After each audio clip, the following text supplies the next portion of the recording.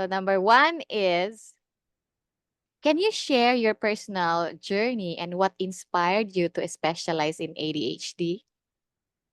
Okay, I was a software engineer. This was back in the early 2000s, 2001 to be exact. And there was a big crash in tech at that time.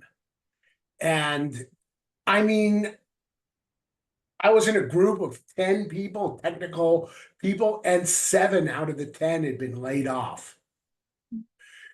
Now, I had a particularly interesting challenge in that I had no degrees. I was self-taught. Well, I did have an associate's degree, but I was largely self-taught. Even though I knew how to do the job, uh, they started something new back then is screening resumes electronically. And since I couldn't say I had a bachelor's degree, I wasn't even getting interviews. So after fighting it for a while, I finally went back to school to get my degree, my bachelor's degree.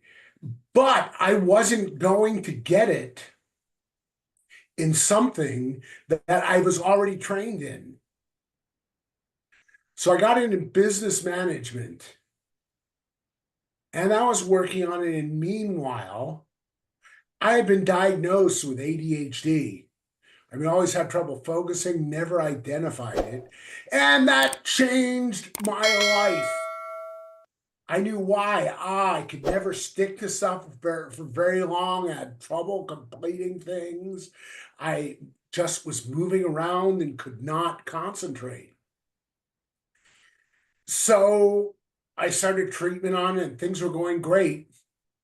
The treatment had included medication. And it was going great. I'm there, I'm studying, I'm going through school with my degree. Everything's going incredibly well. Then I had a heart attack. Okay. And with the heart condition, the ADHD meds don't go good with that. So I had to go off the medication, not gradually off. I had to go off it immediately. And I had to learn how to cope without the medication, just like I did before. Only thing different is before I didn't know that there was another way of operating. After they took me off the meds, I did that I couldn't attain.